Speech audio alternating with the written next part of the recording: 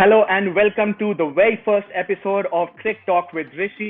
मैं हूं आपका host and pitch memorabilia founder Rishi R Chhabra. With less than 3 weeks to go for the ICC World Test Championship final, the excitement is all building up now. We saw two Indian cricket players giving us a sneak peek of how the Indian cricket jersey and the jumper will look like for the finals. In the last few days, I've received a few questions, a few people messaging me, asking me if I am traveling for the final or not, and how can they go about it if they want to travel for the finals. So in today's video, we are going to discuss how can one travel for an ICC tournament and how can you go planning about it. Now, when it comes to ICC tournaments, we all know there are quite a few of them planned in the next 2 years. So quickly having a look at the future fixtures. Like we can see, there's an ICC T20 World Cup that's going to happen in India in the month of October and November. Not really sure whether it's going to happen in India because we have a pandemic going on and there's a lot of speculation that it might move to UAE. And then we have the T20 World Cup happening in Australia in 2022 in the month of October and November. Now, let's not forget this tournament was initially supposed to happen in 2020, but because of the COVID pandemic, it was moved to 2022. And then we have the big 50 over World Cup that's going to happen in India in the month of February and March in 2023. Well, a lot of people are very excited, and we've also received a lot of questions regarding the 50 over format World Cup. And obviously, then we have the big ICC World Test Championship series that's going to be played over a 2-year period. Similarly, what happened in the first series as well. The first series of the new World Test Championship fixture will be the England-India series that's going to happen in the month of August and September. So these are the 4 ICC tournaments that one can plan and travel to. Now, quickly moving to the entire step of how you can plan for an ICC tournament or a bilateral series.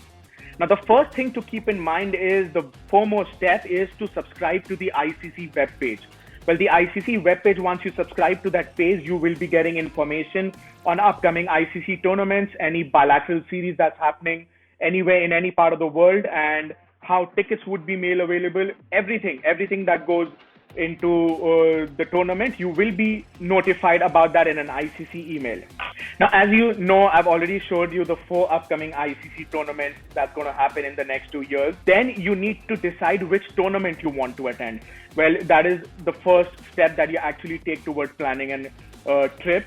Now, assuming that you want to travel to the T20 World Cup that's going to happen in Australia, so once the fixture is out, which generally happens about a year in advance or sometimes 6 to 8 months in advance, you can then start planning your trip as to which part of the tournament that you want to attend. There might be fans who want to come for the opening ceremony and the first few games.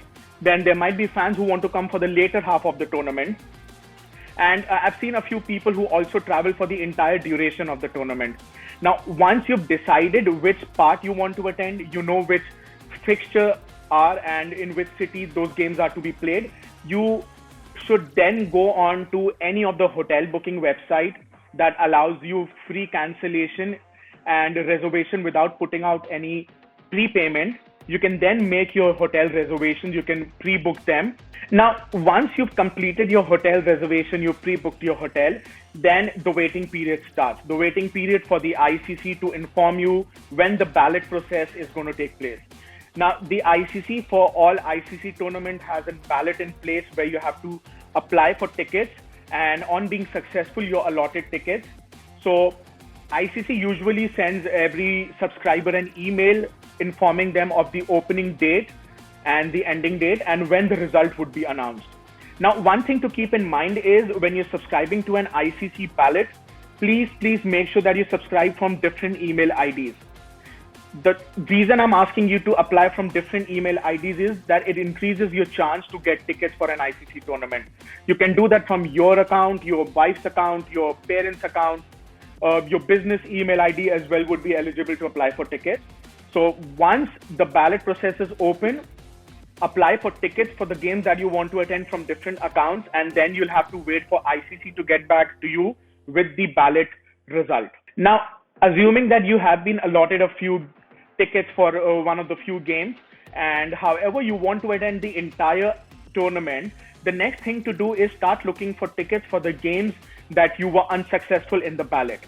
Now, there are two ways that you can go about it. First being buying ICC hospitality package. Now, ICC is authorized to sell hospitality packages, which you can find on their official tournament website. The second thing to do is you can actually apply for tour and travel package from one of the ICC tour and travel partners. Now, for every tournament that ICC conducts, they have their own set of ICC tour and travel partners who will be allowed, authorized by the ICC to sell match package as a whole. Now, one thing to keep in mind when you're buying either ICC hospitality package or tickets from tour and travel partners is that the price would be completely different as to what you saw in the ballot process. Now, the ICC hospitality package includes match tickets and a hospitality package where you get access to the hospitality box and to sometimes you might get access to the pitch, you might get access to different events that are happening. However, when you're buying tickets from the ICC tour and travel partners, they will sell you just the match tickets along with accommodation or any other added feature. However, the pricing would be very different as compared to what you saw in the ballot process. Now, another thing to keep in mind is, suppose you wanted to go for the entire tournament, but you're unable to watch a few games and you have been allotted tickets for those games by ICC, you can actually resale those tickets back to ICC. At some point of time, ICC will on their website give you the option to relist your ticket at face value that can be purchased by other fans as well. So please keep in mind that you do not list your tickets on any unofficial or third-party website or unauthorized website because they might be delisted by the ICC. Now, once you have been allotted tickets in the ballot, you've bought tickets from your ICC tour and travel partner or you bought hospitality package, the next thing to do is start making your flight reservations and start planning about your visa. Now, certain countries that you visit for these cricket tournaments might require a pre-arrival visa. So make sure that you check the regulation of the visiting country and you can then start applying for your visa. Now that you've made your tickets arrangement, you have your flight ticket in place. Now it is advisable to go back and check your hotel reservation. If you had initially booked for the entire tournament, but you're not attending a few games, it is always advisable to cancel any hotel reservation to avoid any late surcharge or any late payment charge. Well, moving on to our next segment, which is a few helpful tips that I would like to give out to fans. Well, keep in mind, like I said, subscribe to the official ICC page. You should also subscribe to the ICC Tour and Travel Partner page as well, because they will be sending out a lot of information on every ICC tournament that you can check out and will be very helpful while you're making all your reservations. Well, the next tip that I would like to give out to the fans is that when you're traveling in a big group, make sure that you look out for any group discount offered by the airlines, the hotels, or any local travel agent. You will be saving a lot of money on these group discounts and it will help you plan your trip in a better way. Also, please keep in mind that you never buy any match tickets from an unauthorized vendor or unauthorized third-party website. It is quite possible if you do so, you will be denied entry at the ground, and the tickets that are listed on these websites are usually delisted by ICC, and like I said, you will be denied entry to the ground. Next tip to keep in mind is when you're making hotel reservations, check out for any hotel that are closer to the stadium, as this will help you save time on travel and cut down on your transportation cost as well.